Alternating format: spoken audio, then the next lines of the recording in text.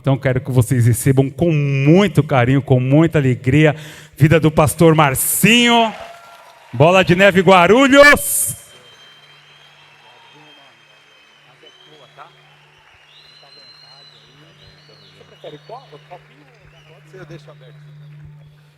Boa noite, igreja.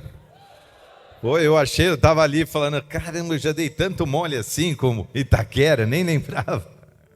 Mas às vezes, eu vou confessar, pastores, eu sou meio fominha de altar. O meu filhão Bruno está ali, ele sabe, não me deixa mentir. Domingo eu gosto de estar em casa, como sempre. Mas é uma alegria estar aqui. Eu tenho tido o privilégio de ir em muitas igrejas e conhecer um pouco da história de cada igreja. E confesso, pastor, que eu gosto do culto. Mas eu gosto quase mais da reunião depois da reunião. É a reunião que quando essa reunião acaba, a gente tem uma lá. Essa às vezes é a mais gostosa do que essa daqui, porque é quando a gente consegue abrir coração, trocar ideia. Então é uma alegria poder estar aqui com vocês, viu? Família querida e amada. A Lari nem se fala, foi uma surpresa agradável estar aqui. Ela me falou que ela esteve aqui 2 vezes esse ano. Meu Jesus, tá bom. Eu quero pregar sobre filhos e pais hoje. Brincadeira. 9 anos é uma história. 9 anos já deu para fazer bastante coisa. E eu sei e ouvi o pastor falando que vocês estão nessa comunidade, trabalhando aqui. Deus tem propósitos muito lindos onde Ele te estabelece. Amém? Uma igreja local, ela tem chamado muito específico com o lugar onde Deus a plantou. Sabe que isso não tem nada a ver com o que eu vou pregar. Aquela passagem que fala que Jesus está cruzando o lago, o mar da Galileia, para ir até a região de Gadara, onde ele tem aquele evento com aquele endemoniado gadareno. A Bíblia diz que quando eles cruzam, Jesus tem uma dificuldadezinha ali no caminho, porque o inferno sempre se levanta quando você está em missão de conquista e estabelecimento do reino. Amém? Sempre. A tempestade, vento, Jesus está como? Dormindo, na boa, porque ele está descansando, ele sabe que ele vai ter um pau ali na frente. Mas quando ele chega lá e ele se depara com aquele endemoniado, e ele pergunta quem é ou quantos são, ele fala, somos muitos, somos uma legião, porque somos muito. E aí a Bíblia diz, se eu não me engano, está lá em Marcos 10, ele diz assim, e imploravam os demônios para que não os expulsasse daquela região. Tem demônios que são específicos de Itaquera, que são específicos desse bairro, que são específicos dessa região, porque eles têm contabilizado todo o sangue que foi derramado nesse chão. O mundo espiritual das trevas tem contabilizado todo o pecado que foi cometido, toda a oferta a Satanás, todo o crime. E agora os demônios que são regionais daqui, eles vão clamar ou eles vão reclamar a terra deles por aquilo que foi feito. Então eu glorifico a Deus por aquilo que vocês têm feito aqui nesse lugar. Continuem, não desanimem, porque Deus tem coisas grandes para vocês fazerem aqui, amém? E em falar nisso, eu quero justamente ministrar também sobre a região e sobre construção e edificação. Esses dias eu me deparei com uma realidade lendo, e eu descobri que o Brasil é um país líder, isso pela Organização Mundial da Saúde, é o país com maior incidência de casos de depressão e suicídio. Na verdade, se eu não me engano, depressão é o primeiro e ansiedade é o quinto. Eu até mandei uma fotinho agora para o Data, joga aquela fotinho para mim, só para ver. É uma manchete em inglês, se der para lançar aí. E eu olhei, eu fiquei de cara com aquilo, eu falei, não é possível, Deus. Bota um pouquinho mais para baixo, que está quadrado aí. Olha lá, Brasil is the most anxious country in the world. É o país mais ansioso do mundo e o quinto mais depressivo. E eu disse, Deus, não é possível, porque o Brasil ele é conhecido como um país alegre. Não é um país do samba, do futebol, do carnaval, da cerveja, do churrasco, da não sei o quê, da praia, da alegria. Eu falei, ué. E o Senhor me disse, eles estão buscando na fonte errada. A alegria não é a alegria do post. Não é a alegria que você consegue registrar num Instagram. A alegria e a tua condição da alma, do coração, ela é aquela que você não detecta quando você está loucão na night, depois de ter bebido 3, bolado 2 e está lá com um monte de gente na mesma laia te afirmando. A alegria é aquele sentimento que você tem às 2 da manhã quando você está sozinho na tua casa. E o Senhor me disse, é lá que esses dados aparecem. Não é na praia, no futebol, na cerveja, no samba ou no futebol. Então eu me lembrei da passagem que está em Isaías capítulo 61, que diz, o Espírito do Senhor está sobre mim e Ele me ungiu. Aliás, passagem essa que o próprio Jesus, um dia, ele entra na sinagoga em Nazaré, na própria terra dele, ele abre os rolos da lei, ele lê isso, o Espírito do Senhor está sobre mim, e ele me ungiu para fazer um monte de coisa, e ele declara, esta profecia se cumpriu. E quando eu leio esse livro, esse verso que está em Isaías 61, primeira coisa que eu penso, o Espírito do Senhor está sobre mim e Ele me ungiu para fazer. Ele nunca te ungiu para você ter status, para você ter crachá, para você ter nada. Se você quer uma unção do Senhor e você tem clamado, é para você fazer algo com ela. É para você pegar e falar assim, o que eu faço com a unção de Deus agora? Não é para que você apareça, senta aqui no altar ou etc. Então, esse texto, eu sempre leio na NVI, tá? Data, se vocês forem jogar, ele diz assim, o Espírito Soberano do Senhor está sobre mim, e Ele me ungiu para quê? Olha só, primeiro, para cuidar dos que estão com o coração quebrado, para anunciar liberdade aos cativos, aos prisioneiros, consolar os tristes, os que choram e estão com vestes de cinza, dar uma coroa, e para os que estão em pranto, dar um óleo de alegria, e para os que estão deprimidos, dar um manto de louvor. Pensa no nível das pessoas que estão aqui, quebrada, cativa, prisioneira, triste, chorando, em cinzas, em pranto e deprimido. Aí você está no teu lugar falando, o pastor já começou a falar comigo já. Todas essas são condições da alma. Amém? Todas as condições da alma. Só que hoje, eu só estou introduzindo aqui a palavra.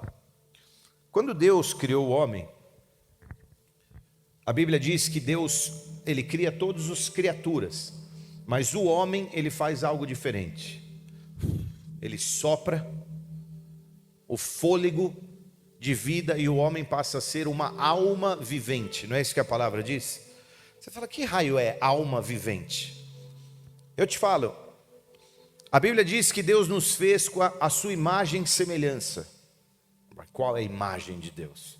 Será que Ele é preto, branco, oriental, índio, homem, mulher, baixo, magro, alto, gordo, sei lá, como Ele é?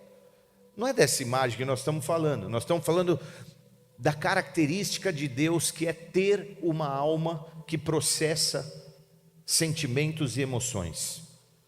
Você agora tem sentimento e emoção, você chora, você ama, você se entrega, você se sacrifica. Agora você, baseado na tua alma e nas tuas experiências, você toma suas decisões. O que eu quero te dizer é que há um propósito para as emoções. Só que eu vou te dizer, cara, que Satanás capitaliza muito em cima das emoções. Não me levem a mal, especialmente das mulheres. Porque as mulheres têm uma inclinação para as emoções, elas são mais sensíveis para as emoções. Elas têm o bônus disso, porque elas são muito mais sensíveis que os homens, que às vezes são um toco. mas por outro lado, por elas serem mais sensíveis, elas também sofrem um pouco mais na emoção. E agora Satanás capitaliza, porque tem gente deprimida, triste, em pranto, em choro. Só que há um propósito para a emoção, de forma que agora, se você quiser suprir a tua emoção com o falso, logo ali na frente você vai descobrir que ele não te supriu, e o resultado é depressão, ansiedade, tristeza e etc, e etc. Posso te dizer uma coisa? Não subestime as suas emoções. Se você tem aí flertado com tristeza, depressão, um choro, uma angústia esquisita que te pega na night e você não consegue nem explicar por que você está chorando, não negligencia ela, há um propósito para ela. Eu li um livro um dia, pastor, e não tem problema, eu acho lindo que você ouça, porque eu também ouço muita gente, e como meu professor dizia, nada se cria, nada se forma, tudo se transforma. Então você pega, passa por esse teu filtro, que é o filtro do teu povo, da cidade de Itaquera, com os problemas, com a realidade desse lugar, e agora você entrega uma boa palavra, né? Então eu li um livro, e eu recebo muito, e esse livro chamava O Propósito da Dor, e ele falava assim: você já imaginou se você não sentisse dor no teu corpo quando alguém te beliscasse? Se eu tivesse em Guarulhos, eu ia falar para beliscar o vizinho, mas aqui eu não vou fazer isso, deixa quieto. Já pensou se você não tivesse dor?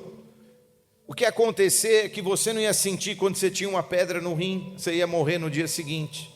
Você não ia sentir quando a tua cabeça doesse, você ia ter um derrame. Você não ia sentir uma dor de um corte, ele ia inflamar. Então esse livro se chama A Dádiva da Dor, porque a dor está mostrando para você algo que está errado no teu corpo, para você logo corrigir, amém? Você começa a entender o propósito das emoções. Emoções têm um propósito, e se elas doem aí, é como se a tua alma estivesse te avisando: tem alguma coisa errada. Estamos juntos, não? Hoje eu quero falar sobre isso, porque se nós somos um ser triuno, corpo, alma e espírito, e Deus é um Deus triuno também, e muitas das coisas que Ele faz, elas têm completude em 3 esferas. A Bíblia fala que o fruto do Espírito é paz, alegria e retidão. Retidão para o teu corpo, paz para a tua alma e alegria para o teu espírito. É assim. E a gente quer viver isso, porque se a gente não fizer isso, e se a gente não viver isso, a gente não vai viver os propósitos de Deus. Hoje eu quero falar também sobre restauração da emoção, porque o Espírito do Senhor veio sobre Jesus, e a obra dele era uma obra de restauração da alma. Só que isso é um processo. Eu estou falando com pessoas que estão cansadas de viver na montanha russa das emoções. Você vive pelas suas emoções, sério? É sério que um negócio tão volúvel, você quer viver na inconstância da tua emoção? Ou você quer viver por algo que é muito mais profundo? Cansado às vezes de buscar na fonte errada. Eu quero falar sobre isso hoje. Feche seus olhos aí no seu lugar. Vamos orar.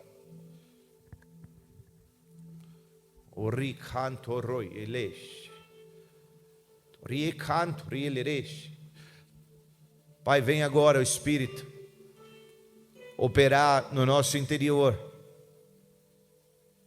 aquilo que ninguém opera, só o Senhor pode fazer. O Senhor não nos reuniu aqui se o Senhor não tivesse algo para essa noite, para esse povo. Espírito Santo, eu te peço agora, visita os corações e vai preparando os corações. Eu sei que essa é uma voz que não é familiar para eles, mas eu te peço, Pai, que a obra do Teu Espírito seja agora sentida nessa noite.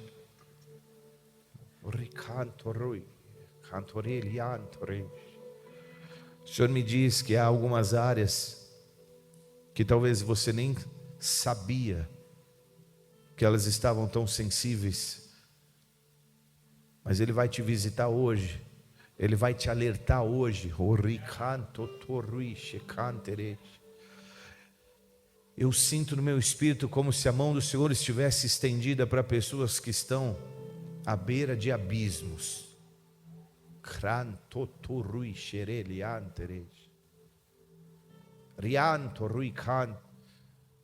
Você não sabe o que tem lá embaixo, e a ideia de se jogar te parece adequada perto das dificuldades que você tem vivido ali naquela beira. A mão do Senhor está estendida. Faz algo sobrenatural aqui, Pai, porque eu sei que o fim da tua obra restauradora não é a própria restauração, tem algo mais. Fala conosco hoje, eu te peço e oro. Conheço todas as minhas limitações, Pai, mas também conheço o teu poder.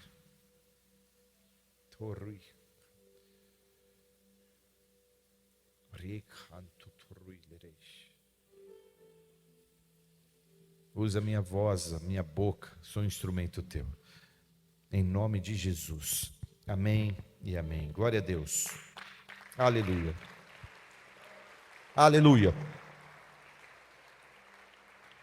aleluia. Queridos, essa mensagem é uma mensagem simples, não é complexa, é simples, mas ela é muito profunda, no sentido de uma igreja que quer avançar e conquistar territórios. Eu amo a Bíblia, eu sou apaixonado pela palavra de Deus, e à medida que você vai entendendo um pouco mais a Bíblia, porque para muitas pessoas ela é super complexa, você não sabe aonde as coisas se tocam, quem é amigo de quem. Tem gente que acha que Jesus andou com Moisés, que Paulo era amigo de Abraão, e você começa a ler e você vai ver como a Bíblia se costura. Hoje eu quero falar de alguns profetas, mas também dos livros históricos, mas também de Salmos, e eu quero te falar sobre um processo hoje, o processo de restauração, da qual eu identifiquei em 3 palavrinhas: trauma, trabalho e triunfo. Diga assim comigo: trauma, trabalho, triunfo. Faz com o dedo assim: trauma, trabalho, triunfo. Quando você lê Salmo 126, esse salmo é lindo, a gente sempre canta ele, o verso 1, 2 dele, Salmo 126, na NVI. A gente está passando as passagens aqui, legal. Quando o Senhor trouxe os cativos de volta a Sião, foi como um sonho. Você já viu aquelas experiências que você fala assim: cara, será que eu estou sonhando? É tão legal que você fala: me belisca para ver se eu estou sonhando. A galera estava assim, muito feliz, tão feliz que a boca encheu-se de riso e a língua de cantos de alegria, e até nas outras nações se diziam: grandes coisas fez o Senhor por este povo. Sim, coisas grandiosas fez o Senhor por nós, por isso estamos alegres. Cara, esse é um verso que fala da alegria do povo, quando o povo estava retornando do exílio, do cativeiro babilônico. O povo de Judá pecou tanto que um dia Deus trouxe uma palavra: se vocês não se consertarem, a casa vai cair, minha mão vai pesar. Eles não se consertaram. Jeremias profetizou muito. Jeremias passou 40 anos do seu ministério profetizando. Pessoal, se alinha. Pessoal, olha o que aconteceu com Israel, com outros nações, se alinha. Daqui um pouco o discurso dele mudou. Não era mais se alinhar, era: vai cair a casa, Deus já sentenciou, está vindo um povo e vai levar nós como cativo, povo cativo. E de fato, esses eram os babilônios que engoliram Judá e levaram eles para Babilônia como cativeiro. Os profetas muitas vezes dão recados. Posso te falar uma coisa sobre profeta? Profeta, meu irmão, ele é a voz de Deus. O que é profético para mim? Profético é você acessar o céu e trazer do céu alguma coisa para você viver na terra. Resumindo, você vai e busca no céu uma direção de Deus para o teu casamento, para a tua empresa, para os teus negócios, para os teus relacionamentos. Senhor, me dá uma solução, me dá uma resposta. Senhor, me explica o porquê, me dá uma palavra de esperança. Você pega algo do céu e aplica na tua vida na terra. Isso é profético. Então agora Deus às vezes levanta profetas para trazer algo do céu para a tua vida. Amém? Antes, eu gostava que os profetas iam falar comigo. Sempre gostei. Então, às vezes, vinha um profeta ou outro tal, e eu falava assim, nossa, como Deus me ama, cara. Manda o profeta para falar comigo. Até que um dia Deus disse, não é porque eu te amo, ô tonto, é porque você não me ouve, eu tenho que mandar alguém. Aí eu já não gostei mais, que os profetas iam falar. Falei, deixa quieto, Senhor, fala comigo e tal. Agora, quando o profeta vem, o que você quer que ele fale? Eis te digo, tua vida vai ser uma bênção, aleluia. Daqui a X tempo você vai estar voando, seu aleluia, até arrepia, você, né? O Kevin fala muito, tem dois tipos de profeta: o profeta, o foretelling e o forthtelling. O foretelling te fala do futuro, o forthtelling te encara no presente. Posso te falar uma coisa? Se você quiser um profeta te visitando, prefira um profeta que te confronte e não que te fale o teu futuro, porque se ele te confrontar no presente, o teu futuro está garantido. Então agora os profetas vêm, só que o povo não reage. E agora os babilônios vêm e agora aquele povo é levado cativo. Alguns poucos foram levados numa boa condição, como Daniel, Sadraque, Mesaque, Abidnego. Eu falo para todo mundo, pastor, estuda, pelo menos se vai dar alguma coisa boa. Se esse cara era estudado, deu bom para eles, né? Porque não sei se nós vamos ser presos um dia pelo evangelho, é bom a gente ter uma graduação para não ficar no jaulão, né? Então, estuda, vai dar bom. Os sábios, os jovens inteligentes foram, mas muita gente sofreu, a maioria foi levado como cativo. A Bíblia diz, e Jeremias conta, que algumas pessoas foram cegadas. Você imagina que alguém enfiando uma faca e tirando o teu olho? Algumas pessoas eram mutiladas, porque um homem mutilado, sem dedos ou sem mão, ele não serve para muita coisa. Ele não podia pegar numa ferramenta de trabalho, ele não podia pegar numa espada. Então para que agora um homem vai servir? Ele ficava desqualificado. Então agora eles mutilavam homens, eles rasgaram o ventre de mulheres, eles mataram crianças e colocaram muitas pessoas se submetendo a trabalhos forçados, destruíram casas, destruíram a cidade. Foi um horror. Agora o povo estava sendo levado cativo, eles já não tinham mais alegria, já não tinha mais templo, já não tinha mais adoração, agora já não haviam mais as festas em Jerusalém, agora a vida deles estava péssima. Pensa no nível de trauma que foi para aquele pessoal, deixar as casas que eles tinham construído, deixar a casa que teu pai deixou para ser mal acabada, mas que você conseguiu reformar e deixar bonita. Imagina você perder os teus amigos, você vive um trauma gigante. E o primeiro nível desse processo são os traumas. Trauma é um termo usado quando você sofre um acidente, um golpe, caiu de moto ou quebrou uma perna, você vai para o PS. Os ortopedistas usam esse termo, trauma, quando alguma coisa muito séria no teu corpo foi danificada. Só que o mesmo termo trauma é também usado para algo que danificou e machucou não o teu físico, mas a tua alma. E agora os psicólogos adotam essa mesma palavra. São marcas que não dá para colocar um gesso, um pino, fazer costura e pôr remédio. Porque cirurgião nenhum e médico nenhum consegue acessar esses lugares do trauma psicológico. São marcas como essas, de você perder coisas, de você ver destruição, de você ver dor, de você perder pessoas, amigos, perder esperança. E agora, esses traumas, você consegue parar para pensar, ou quer ver um amigo do teu lado sendo morto? Pessoas que sofreram traumas agora, elas não ficam igual. Porque existem dois tipos de trauma. Existe um trauma chamado trauma agudo. É uma experiência que você teve. E ela te marcou de tal forma que você nunca mais foi a mesma depois. Foi o aborto que você fez. Foi uma experiência de adultério que você cometeu ou sofreu. Algo que você viu e que te marcou de tal forma que você nunca mais foi a mesma. Abuso, estupro, perdas repentinas, acidente. Alguns anos atrás, voltando de um congresso, a França sofreu um acidente de carro. Foi gravíssimo. Ela quase morreu, mas assim, Deus não quis. Porque o carro dela, o cockpit, ela tinha um carro bem piquititico, era um Picanto da Kia, aquele carro bem pequenininho. Ou seja, você dirige aqui e o carro acaba aqui, assim já. Só que ela bateu num ônibus parado, sem frear, a uns 80 por hora.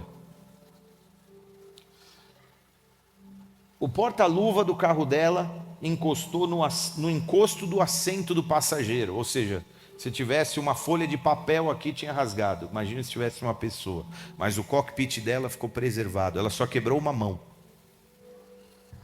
Um ossinho da mão. Foi traumático, muito traumático. O motor se desconectou do carro, para você ter uma ideia de quão forte foi. O carro dobrou. Beleza, ela foi atendida, tal. Passou uns 3 dias. Pouco mais, eu acho, uma semana. O carro ficou no posto da polícia lá na Fernão Dias. E aí o seguro me falou, fala uma oficina. Eu falei uma oficina que é assim, ó, ela é do outro lado da rua. Eu estou pregando, dá para ver o logotipo dela, assim, tipo, do outro lado da rua. Um dia nós estamos saindo da igreja, um dia à tarde, ela está com uma talinha na mão assim. Daqui um pouco chega um guincho, plataforma com o carro dela em cima. Quando a gente olha, era o nosso carro, né? O carro dela, o nosso carro. Ela olha e o cara que sai para receber fala assim, coitado do presunto que estava aí. Alguma coisa dentro dela fez ela cair no chão e começar a chorar copiosamente. Porque gatilhos na alma, não se enganem, eles ficam aí e agora, passa 1 mês, 2, 1 ano, 10, aquele cheiro te remete àquela experiência, aquele som te remete àquela experiência. Você não sabe por quê, mas você ouve uma explosãozinha, você sente que é alguma coisa perigosa, alguém eleva o tom de voz, você começa a ter ritmo, porque os gatilhos estão ali, você não percebe. Mas existem também traumas que são crônicos, porque eles são repetidos por muito tempo. Pessoas que às vezes eram abusadas, não sexualmente, mas às vezes verbalmente, por muito tempo. Esses traumas vão sendo ali acumulados e agora os gatilhos ficam ali. Transtorno de estresse pós-traumático, nem se falava nisso. Você imagina o que era esse povo indo para a Babilônia, diante desse trauma terrível. Meu irmão sofreu um acidente de moto, bateu o rosto, fez uma cirurgia, pôs um enxerto no rosto. 1 ano depois, a química do corpo dele ainda estava bagunçada. Você não sabe se você chora, você se pega calado em ocasiões em que você estaria feliz, você se vê desistindo de jornadas que você jamais desistiria, que você já encarou antes. É isso que traumas fazem na nossa vida. 20 anos, 30 anos, e os sentimentos ainda estão lá. Tem coisas, queridos, que a gente não pediu para viver, mas a vida é dura. Talvez você não tenha sido nem um culpado, você foi um efeito colateral daquilo, mas agora o povo está lá. Você finge que você é forte, mas lá no fundo você percebe que o tempo não resolve nada. E como eu costumo dizer lá em Guarulhos, problemas enterrados vivos nunca morrem. 70 anos. Agora eles chegam na Babilônia. Posso te falar como eles estavam? Qual era o nível do estado da alma deles na Babilônia? Salmo 137 mostra para nós rapidinho sobre isso. Não sei se eu estou me alongando nessa parte, mas diz assim: junto aos rios da Babilônia, nós nos assentamos e choramos com saudade de Sião. Sião é um nome figurativo para Jerusalém, já que ela está estabelecida num monte enorme que chama Sião. Agora, junto aos rios da Babilônia, o que eles faziam? Choravam. Ali no salgueiro penduramos as nossas harpas. Eles, sabe por quê? Porque, isso é maravilhoso, pastor. Preguei isso num culto de mulheres lá. Dançando no deserto foi esse culto. Sobre Miriam, quando ela tem a experiência da travessia, eles cruzam o Mar Morto, o Mar Vermelho. De repente, do nada, Miriam saca um tamborim. O que é isso? Pega o tamborim. Sim, sabe por quê? Na tua jornada do deserto, leve o tamborim, porque lá no meio você ainda vai adorar e vai louvar o Senhor, mesmo no meio dos teus desertos. Leve o teu tamborim.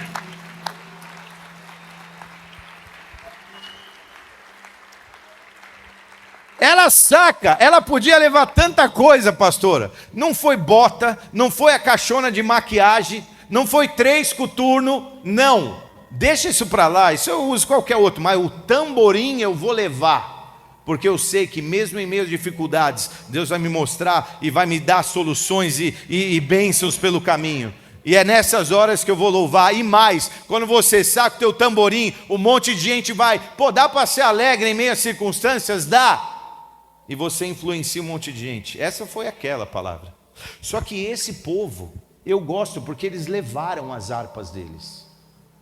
Talvez eles conheciam a história de Miriam e falam: pessoal, alguma coisa vai dar aí, nós vamos tocar uma harpa de vez em quando e tal. Só que eles chegaram lá e nada. Porque você achava que o tempo ia curar algum dos seus traumas, mas você percebeu que agora o teu instrumento de adoração está pendurado. As harpas, porque o povo judeu é conhecido como um povo festivo, um povo de música, musical. Eles já não estavam onde eles amavam estar. O verso 3 diz: ali, na Babilônia, os nossos captores pediam-nos canções, os nossos opressores exigiam canções alegres, dizendo: cantem para nós uma das canções de Sião. Como poderíamos cantar as canções do Senhor numa terra estrangeira? Ah, se eu me esquecer de ti, verso 5, ó Sião, ó Jerusalém, que a minha mão direita definhe e que minha língua grude no céu da boca, se eu me esquecer de ti, ó Jerusalém. Não dá para cantar. É quando você percebe que você vai perdendo a tua alma. E posso te dizer uma coisa, eu gosto daquele verso que diz assim: do que adianta ganhar o mundo inteiro e perder a sua alma? Eu sei que é um contexto de alma para salvação, mas e se você pensar em viver e perder a alma ainda vivo? Que é o que muita gente faz. A vida do cara é acordar, trabalhar muito, para quem sabe tomar uma breja para distrair, chegar cansado, assistir um jogo, descansar para no dia seguinte fazer repeat. E vive assim, sem alegria, sem propósito, sem destino, ansiando o próximo feriado, que é onde ele vai poder dormir 2 horas a mais.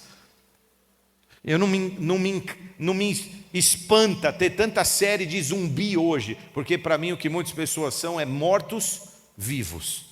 Está vivo, mas perdeu a alma. É sério que você quer passar pela tua jornada sem vida, sem alegria, sem vibração? Alguns dos traumas das nossas vidas têm o poder de fazer isso. Mas eles estavam sem a cultura deles. E posso falar, eles não estavam tristes porque eles estavam distantes da terra. Porque Jerusalém e o deserto da Judéia sequer, está um pouco alto o meu retorno agora, aqui mesmo, eu acho por isso que está dando uns. O território da Judéia, onde está Jerusalém, nem bonito é seco, é feio. Mais bonito é a Babilônia, com jardins, água, no beira do rio.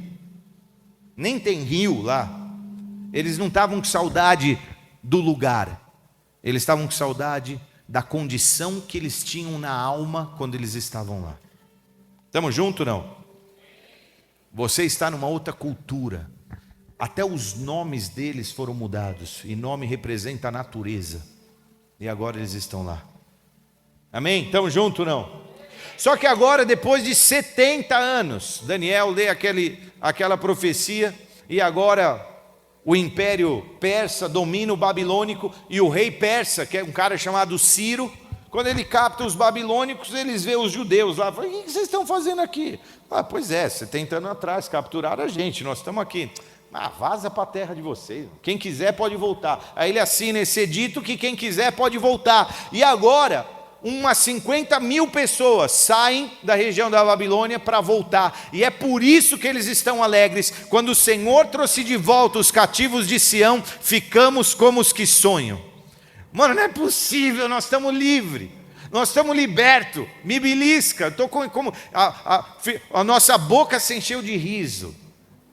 Sabe quando você ri tanto, quando você vai no casamento, você fica até com cãibra, tanto que você ficou assim para todo mundo na foto, você não para de rir. Sabe o que aconteceu? Pois é, típico de quem está apaixonado, está sempre... Agora eles estão ali, felizes. Esse é o Salmo 126, põe ele para mim. Só que no verso 5, ou no 4, perdão, porque eles estão vindo falando, né? Eles estão falando de alegria, estamos como os que sonham, mas no verso 4, de repente, o verso muda para: Senhor, restaura-nos, como quem enche o leito dos ribeiros. Espera aí, vocês não estavam felizes, alegres? Não parecia que estava todo mundo felizão? Agora está falando em restauração. E mais, o verso 5 e o verso 6 fala: aqueles que semeiam com lágrimas colherão feixes de alegria, colherão com cantos de alegria, e aqueles que saem semeando e chorando. O que aconteceu do verso 3 para o verso 5? Que eles estavam rindo e cantando, e agora eles estão chorando. O Salmo 126, deixa eu dar um contexto aqui para vocês. É um salmo de peregrinação. Só para não perder o costume, pastor, eu ponho sempre mapinhas, né, lá. Põe aquele mapinha. Do lugar de onde eles saíram, da Babilônia, até eles irem de volta para Sião, são mais ou menos 1.300 quilômetros, amigo. Ou 1.500, por aí. Levaria uns 3 meses, para mais. Você imagina que é 3 meses andando com o cara? Oh, alegria, harpa tocando. E aí, brother, mano, o que você vai fazer quando você chegar em Sião? Ah, mano, sei lá, mano, eu vou correr lá para ver meus amigos. Mano, vamos para a praça lá que a gente... Nossa, mano, não, primeiro eu preciso ver fulano, cara. E os caras fazendo plano, cheio de expectativa. O que nós vamos fazer em Sião? Estamos voltando e tal, todo cheio de alegria, cantando. Eles acampavam, era churrasco, marshmallow, a harpa, canta, feliz. De repente, os caras tão tristes, falando... em semear com choro. O que é que aconteceu? Eu te falo o que aconteceu. Eles estão felizão, 3 meses vindo, parça, tal, vamos combinar, vai rolar o churras, mano, vamos fazer um fute lá no fim de casa, e não sei o que e tal. De repente, eles chegam em Jerusalém. Quando eles chegam em Jerusalém, o que eles veem? A cidade totalmente destruída. E é aí que eles começam a chorar. Quão ruim estava Jerusalém? Eu te falo, Jeremias 39:8 diz: os babilônios incendiaram o palácio real e as casas do povo derrubaram os muros de Jerusalém. Jeremias fala que a cidade se tornou um lugar deserto, moradia de chacais e animais selvagens, totalmente destruído. Você imagina o que é você chegar, depois de uns anos aqui, pastor, ver o boteco do seu João? Poxa, bom dia, seu João. Vai. Agora está arregaçado. Farmácia do seu Osmar. Mercadinho. do seu Pedro. Você deixou fiado, nem pagou, mas também está tudo destruído. Bairro, campinho, todo esburacado, não tem nada de tudo que você viu. Foi esse Jerusalém que eles viram. Diga comigo, trauma, trabalho. Agora eles olharam para Jerusalém destruída. Um olha para o outro e fala assim: nós vamos ter que trabalhar. Vamos ter que trabalhar. Nós vamos ter que trabalhar muito. Não é verdade, cara. Mas calma. Porque os que semeiam com lágrima vão colher com alegria. É por isso que eles estão chorando. Trabalho, amigo. Trabalho. Tudo isso porque você não deu ouvidos aos profetas. Posso te dizer uma coisa aqui entre nós? É sério que você acha que você vai viver anos distante do Senhor? E agora você vai olhar para algumas áreas da tua vida arruinadas pela tua desobediência, pelo teu descaso e desprezo da palavra do Senhor, ministrada desse mesmíssimo altar, e que você não vai ter trabalho para restaurar as áreas destruídas da tua vida? Que igreja que você vai, que prega, que você vem para Jesus e está tudo pronto, Deus resolveu tua vida? Sério que você acha isso? Porque eu vim aqui para te dizer que não é. Que uma vez que Deus te dá a alegria de ser restaurado e voltar para a tua vida, você vai olhar para os traumas, para os estragos que você deixou no coração da tua esposa, quando você bebia, tratava ela mal, para o estrago que talvez você tenha deixado no coração dos seus filhos, quando você sumia, nem falava para onde ia, dos pais, dos amigos, da vida financeira, com gastos que você não sabe nem explicar para onde que foi, porque você juntava em saco furado. É sério que você achou que a lama que você se meteu não ia ter consequência? O que você precisa entender é que, depois de todo trauma que fica, haverá muito trabalho para restabelecer aquilo que foi danificado. Lidar com as áreas disso. Hoje, uma das coisas que Deus te trouxe aqui para te dizer é o seguinte: para de fugir. Uma hora você vai ter que encarar o estrago da vida passada e falar assim: vamos trabalhar para restaurar isso aí. Não dá para fugir para sempre. Amém? Uma hora você vai ter que encarar o fato de que Deus falou, você não ouviu, e agora você tem trabalho para restaurar. Por que eles estavam chorando? Lembra que eu disse? Há um propósito nas emoções. Esse choro é o de arrependimento. E um dos propósitos da emoção da tristeza é quebrantar o teu coração para mudança. É o choro do arrependimento. Propósito da dor. Você imagina se as pessoas não chorassem? Sabe o que é isso? É um psicopata. Ele é tão frio que ele não se incomoda com nada, ele não ressente nada, ele não sente nada. Agora eles estão lá.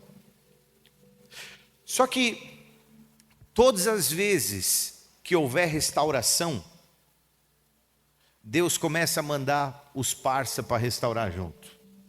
Diga aleluia. Porque esse trabalho não é só teu.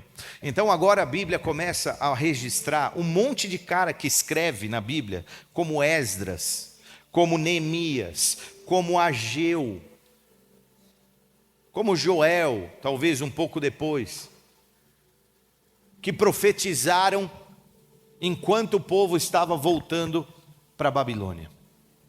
Um deles é Esdras. Esdras era um sacerdote levita, portanto ele era escriba. O que isso quer dizer? Ele sabia ler e escrever. Esdras registra isso, assim como Ageu, que era um profeta, e os dois eram brother. E agora, brother, isso é por minha conta, né? Deus os chama para que eles fizessem uma restauração espiritual do povo.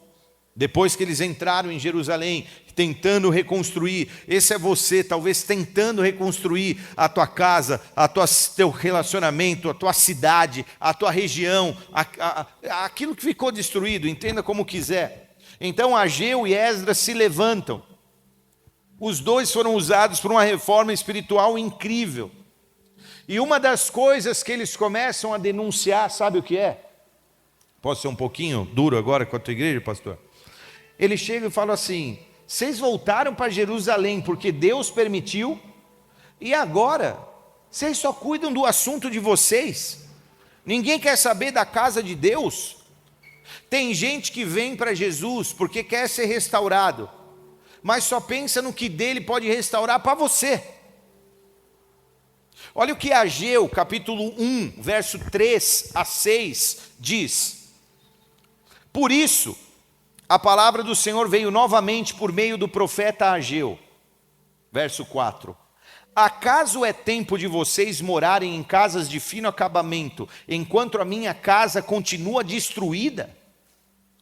Sério que você vai voltar, olhar para as áreas destruídas, e você só vai querer restaurar aquilo que te convém nos seus termos, o que faz bem para você?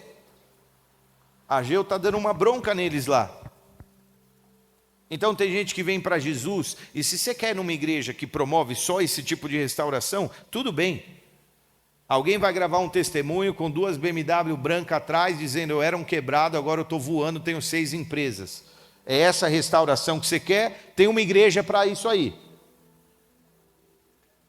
Mas Deus está falando, sério, que vocês vão ficar só construindo a própria casa de vocês, o que os convém?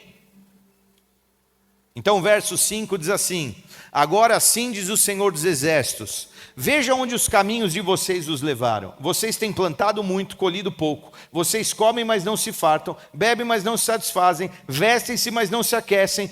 Aquele que recebe salário, recebe-o para colocar numa bolsa furada. O pior é que eles voltaram para Jerusalém cheio de expectativa. Cara, agora nossa vida vai ser boa. Então o verso 9 diz assim: vocês esperavam muito, mas eis que veio pouco. Ô pastor, já viu aqui, né, Joel? Aqui não deve ter, só na Argentina, aqui não. O cara chega aqui, pastor, fala: ô pastor, estou firme, mas nada acontece na minha vida, não vejo na mão de Deus em nada. Tá bom, filho, quanto tempo você está firme? 3 semanas. Então a pessoa vem cheia de expectativa. Não, Deus vai mudar, Deus vai me devolver, amada. Estou triste, pastor, o que você fez? Meti 5 chifres. Meu irmão, você vai ter que comer uma grama aí. Eu devo para 200, fiz um monte de coisa. Vivi um lifestyle que não era o meu padrão. Agora não é rápido. Vocês esperavam muito, eis que veio pouco. E olha o que ele diz, quando você traz a migalha na casa do Senhor: e o que vocês trouxeram para casa, eu dissipei como um sopro. E por que eu fiz isso? Pergunta o Senhor dos Exércitos. Por causa do meu templo, que ainda está destruído, enquanto cada um de vocês se ocupa com a sua própria casa. Por isso, por causa de vocês, o céu reteve o orvalho, a terra deixou de dar o seu fruto, nos campos e nos montes provoquei uma seca, que o atingiu, o trigo, o vinho e o azeite, e tudo mais que a terra produz. Diga: vinho, trigo e azeite. Sempre que a Bíblia usar trigo, vinho e azeite, ela está falando da plenitude de 3, como nós dissemos. Trigo representa a tua área natural, financeira, material. Vinho representa a saúde da tua alma, e óleo representa a tua condição espiritual. Há escassez de trigo, há escassez de vinho, há escassez de óleo. Óleo é o óleo da unção, ele representa o Espírito. A pessoa está magra no bolso, mas a alma está fraca e espiritualmente você está débil. O povo tinha tanta expectativa de ver a vida deles boa, que na verdade eles viveram o contrário.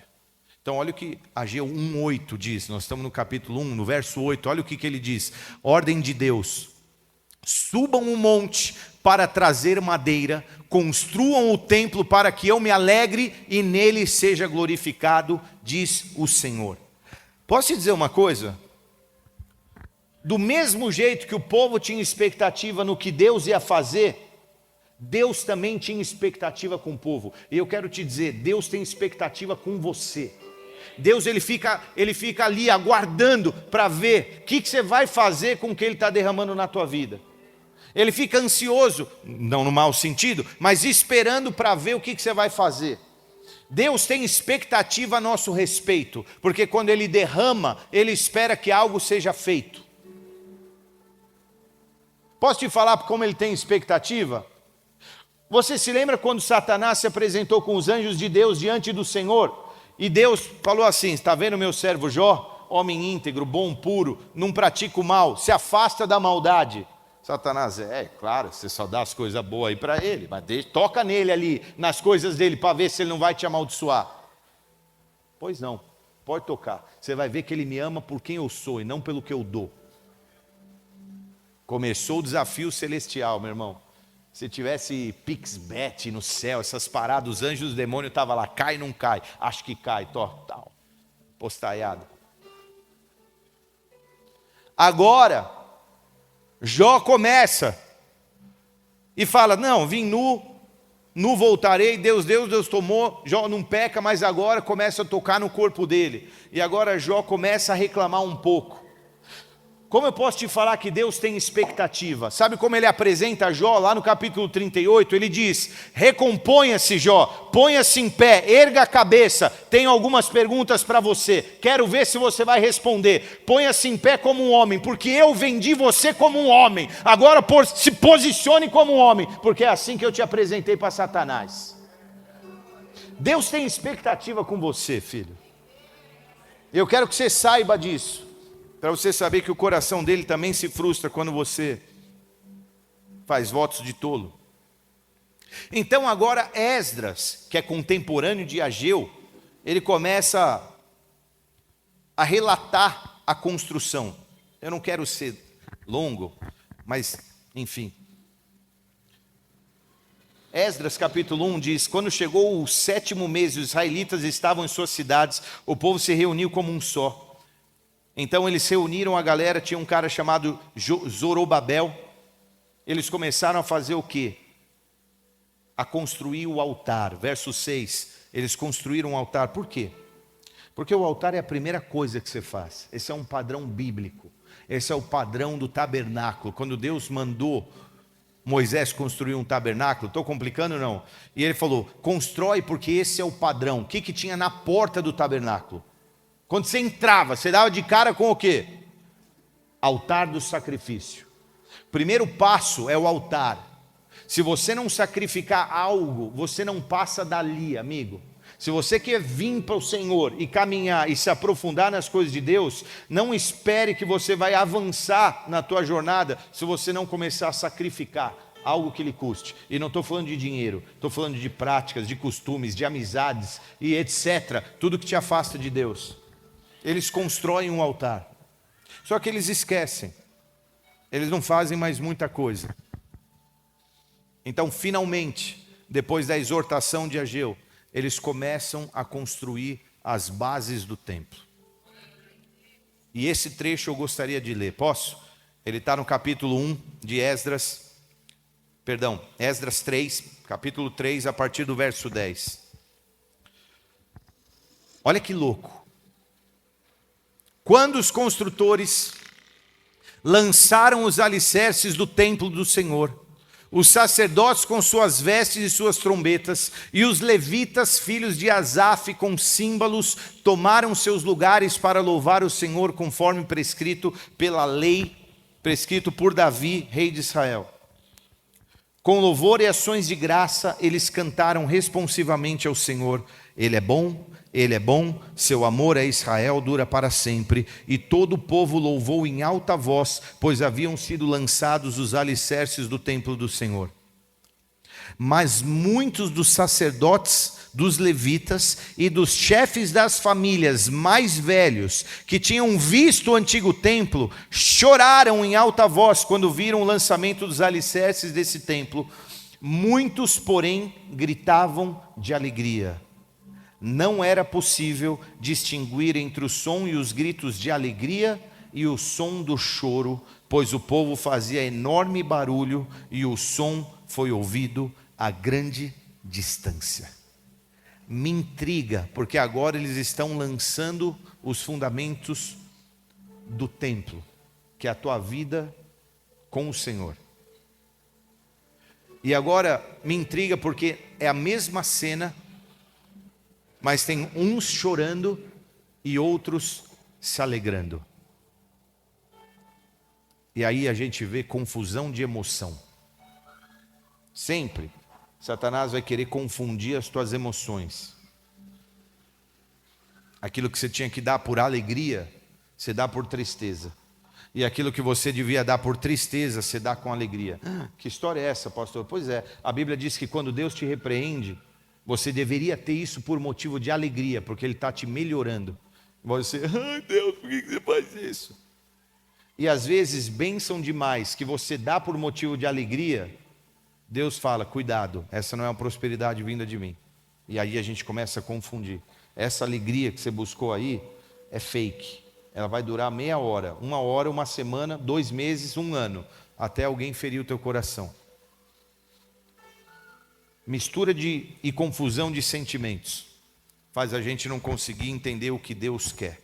Os velhos, com todo respeito aos velhos, e se eles eram velhos, eles deviam ser muito velhos, no sentido de que 70 anos se passaram. Porque se você vê um templo e você tem menos de 8, 10 anos, você nem lembra. Então talvez eles tivessem uns 10, 12, 15, 20.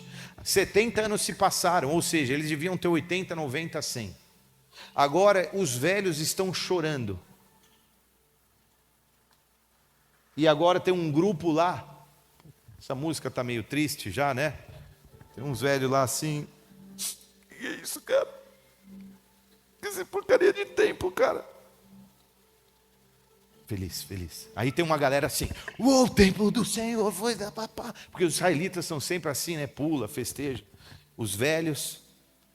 Você imagina, tem um pessoal chorando ali, pô, mas tem um pessoal alegre ali. E aí, nós vamos celebrar com quem? Ah, mano, não estou a fim de chorar. Um povo alegre ali. E você fica olhando, meu Deus. Você já viu pessoas, pastor, no mesmo culto, a mesma palavra, a mesma atmosfera espiritual, um sai de um jeito, outro sai do outro. Um sai batendo no peito e fala, isso é para mim. O outro fala, não, esse culto aí não deu, muito cheio, muito calor, tem lugar para parar, não sei o quê. Um volta para casa buscando na semana, isso aí, vamos para cima, palavra de ordem. Deus falou, pastor, não sei se ele sabe o que está falando, não sei. Mesma palavra, mesmo pastor, mesmo pregador, 2 reações completamente diferentes.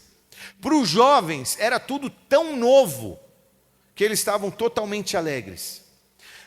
Mas para os velhos tinha um grande problema, sabe qual era? A memória. A alma é uma coisa muito complexa, ninguém sabe, porque não se vê. A alma é muito sinistra, porque você sabe que você tem uma. Você chora, você ama, você ri, você se ofende, você se entristece.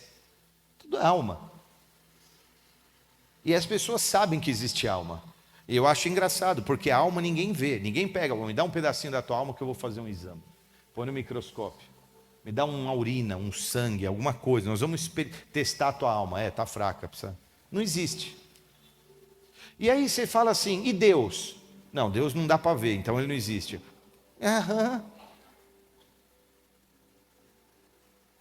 Alma, entre muitas coisas, eu gosto de falar, a gente fez uma série de 5 palavras sobre alma lá, pastor. Alma, seus gatilhos da emoção.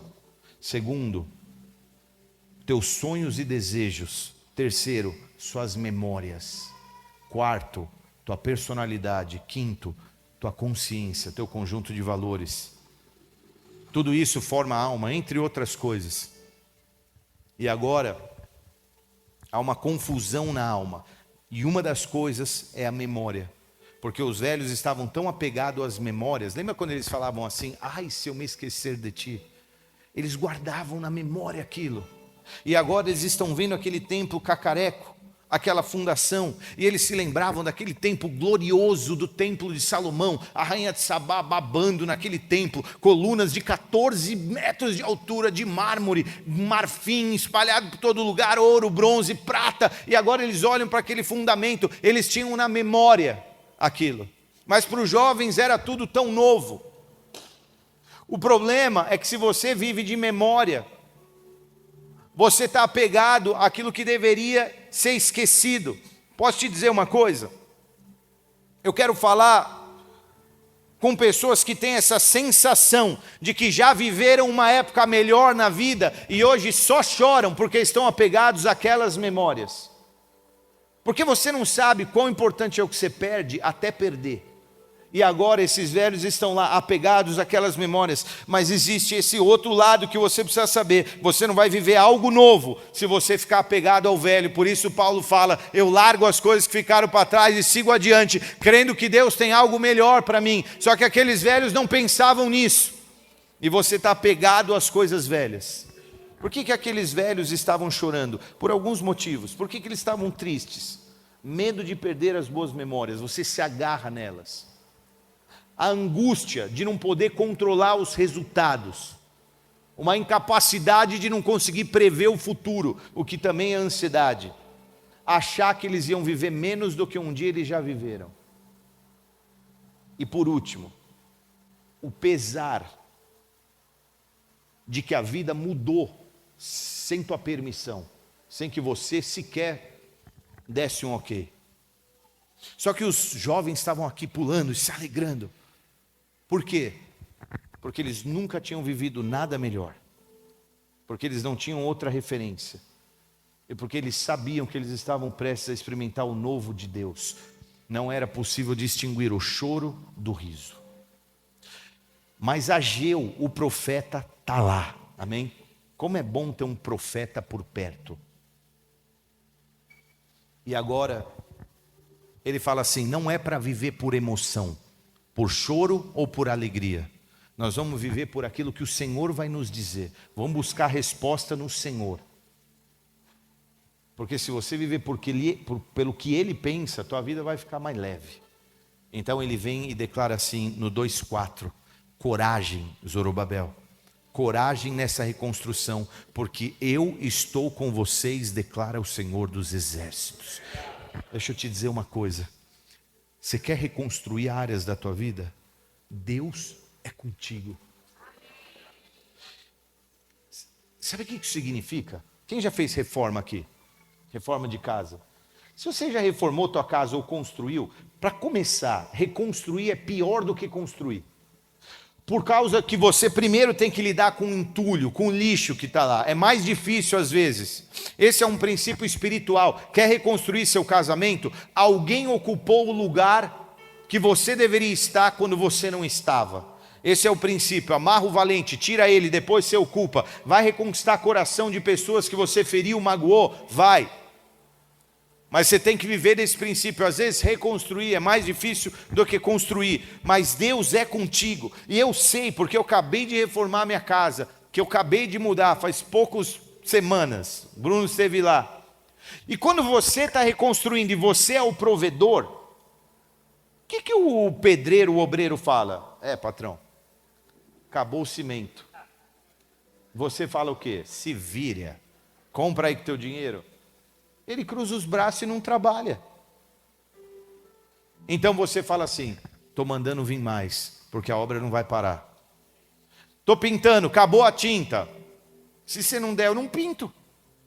O que Deus está te dizendo é o seguinte, eu sou provedor. Como que está a tua obra? O que você precisa? Eu sou contigo. E o que você precisar, eu te forneço, porque eu estou contigo nessa obra, amém? O que você precisa? Sabedoria? Deus tem. Entendimento, Deus tem. Fortaleza, Deus tem. Esperança, Deus tem. Alegria, Deus tem. Eu dou tudo o que você quiser. Aleluia.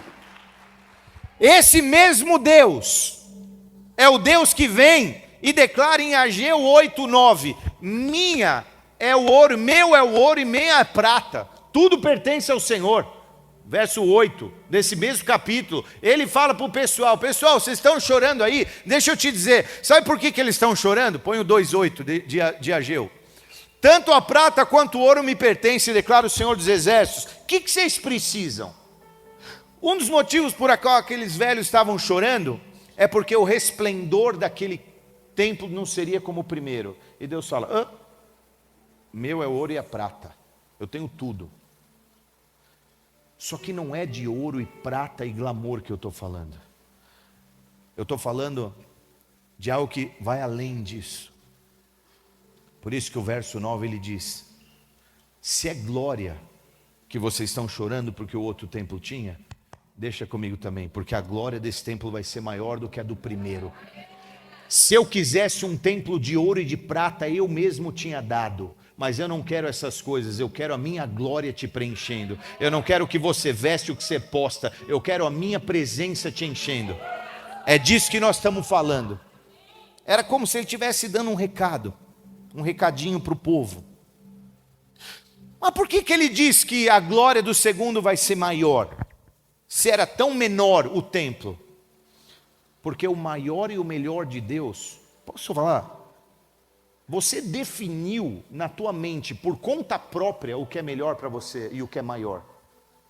E Deus está dizendo assim: a tua definição de maior e melhor não corresponde com a minha. Eu tenho algo melhor e maior para você, mas isso tem a ver com a minha glória e não com ouro e com prata.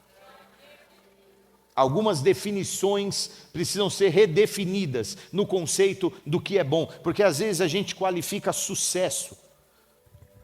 Todos os casamentos que eu falo, e a maioria deles cheio de emoção, com lágrimas escorrendo do meu olho, olhando no olho do noivo, dizendo assim: sucesso não é ouro e prata, não é o que você carrega no fim do dia para a tua casa, no bolso. Sucesso é você chegar e ter uma esposa ainda apaixonada por você, querendo te dar beijo na boca de 10 segundos. Isso é sucesso. Sucesso é filho correndo e pulando no teu colo. Isso é sucesso. Então vamos começar a redefinir sucesso. Porque alguns de vocês são muito, mas muito prósperos e afortunados, como vocês não sabem. Tamanha riqueza do que vocês têm. E eu posso te dizer, sabe por quê? Porque eu já gastei muito dinheiro e não tenho um filho.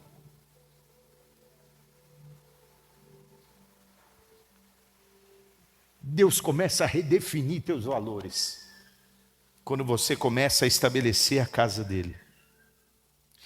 E agora, porque você tinha um trauma e você trabalhou, agora vem o triunfo. E é por isso que eu estou querendo redefinir triunfo para você. E é aqui onde estão as verdadeiras vitórias. Você criou uma imagem de futuro na tua mente, no seu coração. E Deus vai fazer algo maior. Porque o verso 9 diz assim: a glória da segunda casa vai ser maior do que a da primeira, e neste lugar eu estabelecerei a minha paz. Paz é estar alinhado com o Senhor. E o Espírito Santo gera isso. O triunfo vem quando você consegue substituir na tua mente uma memória de fracasso por uma memória de vitória. Isso é triunfo. Então, porque você teve um relacionamento abusivo, homem não presta, todo homem não presta, até que você tem um relacionamento santo com um homem de Deus, e você vai substituir uma memória boa por aquela ruim. A velha saiu, Deus vai te dar uma nova. Só porque você esteve num ministério com um casal de pastores abusivos, Deus coloca um casal de pastor que vai ser bênção na tua vida, para você tirar da tua mente as memórias e os traumas ruins do passado. E Deus vai substituindo dor por prazer, cinza por óleo de alegria, pranto por um manto de louvor, catividade e prisão por liberdade.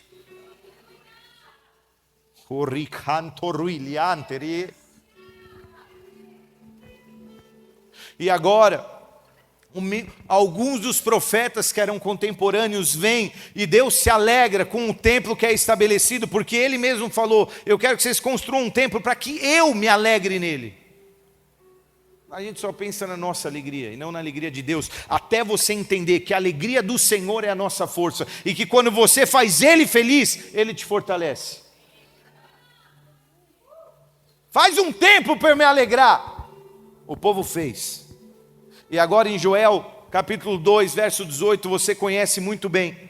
Deus, ele vê e muda a sentença, porque Joel está declarando: então o Senhor mostrou zelo por sua terra e teve piedade do seu povo. O Senhor respondeu ao seu povo: vocês plantavam e não tinham nem trigo, nem vinho, nem azeite, pois agora eu lhes estou enviando trigo, vinho novo e azeite, o bastante para satisfazê-los plenamente. Nunca mais farei de vocês objeto de zombaria. Põe no verso 23, ó povo de Sião, eu amo isso, alegrem-se e regozijem-se no Senhor, porque essa é a verdadeira alegria, pois Ele lhes dá chuva de outono conforme a sua justiça. Ele envia muitas chuvas de outono e de primavera como fazia. As eiras ficarão cheias de trigo, tonéis transbordarão de vinho e de novo azeite. Portanto, alegrem-se e regozijem-se no Senhor.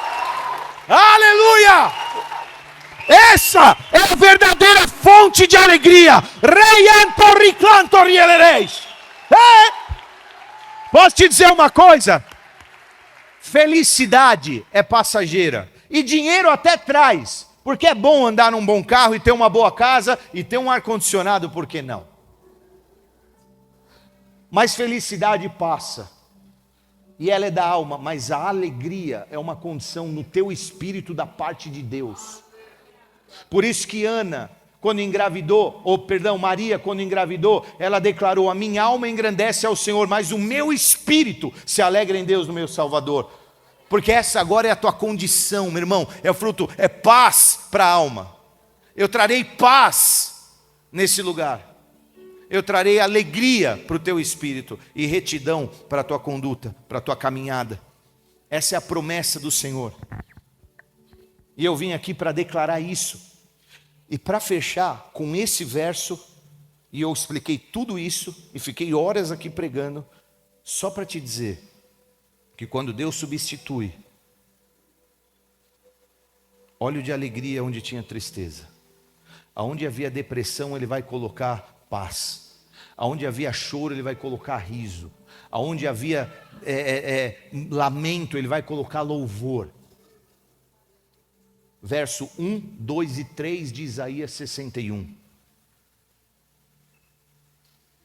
Porque agora no verso 4 de Isaías 61, ele diz assim: eles reconstruirão as velhas ruínas e restaurarão os antigos escombros. Eles quem?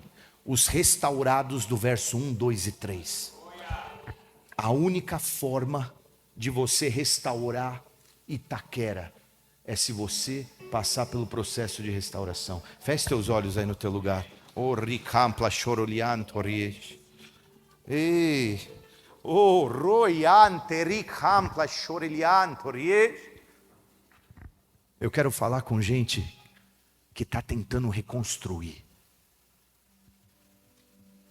Eu estou falando com gente que está em Jesus, mas hoje olha para algumas áreas da sua Jerusalém e há um sentimento estranho. Oh, ricanto torrui. Foi muito prejuízo, pastor. Foi tanto tempo ignorando a vontade de Deus.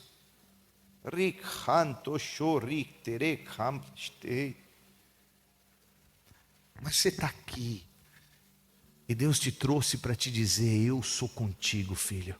Eu sou contigo. Isaías 11 fala dos 7 espíritos. O que você precisa? Sabedoria, entendimento, conhecimento, conselho, fortaleza. Ele tem tudo. O Senhor está te ensinando a viver no profético. Quando você entra na tua empresa, no teu ambiente de trabalho e tem uma treta, Deus está te ensinando: vai lá para o banheirinho. Eu sei, é estranho. Ajoelha, acessa os céus e Ele vai te trazer uma resposta para reconstruir lugares destruídos. Você está precisando reconstruir o teu casamento? Vai lá no secreto que Deus vai te entregar uma direção. Você tem alguém na tua família triste, deprimido, Deus vai te dar uma palavra de esperança para essa pessoa. Ele vai te entregar. Porque o que Deus quer fazer é restaurar. restaurar. Eu quero falar com gente que perdeu. Eu quero falar com gente que hoje sofre e está dolorida por perdas.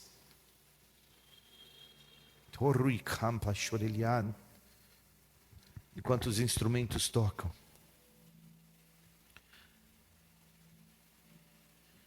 eu quero que você clame ao Espírito para que Ele te visite. Porque há traumas e dores escondidas que às vezes a gente insiste em maquiar, mas você bem a sabe que ela existe. Às vezes foi uma palavra do teu pai, já faz 20 anos, você era adolescente, tudo bem, mas elas ecoam no teu coração.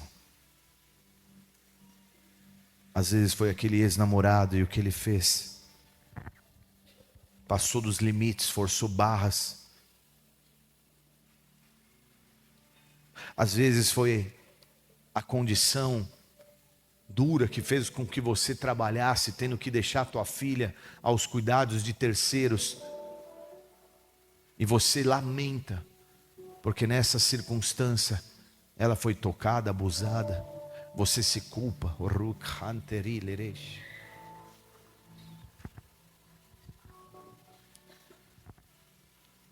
Os lugares onde você esteve, as pessoas a quem você literalmente feriu. Eu estou falando de crimes.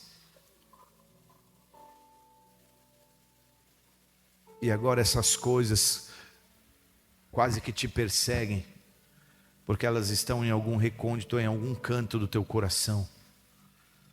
Posso te dizer uma coisa? Eu amo o trabalho de psicólogos e de terapeutas. Eles identificam, mas eles não santificam. Eles identificam, mas eles não purificam. Porque essa é a obra do Senhor e somente dele.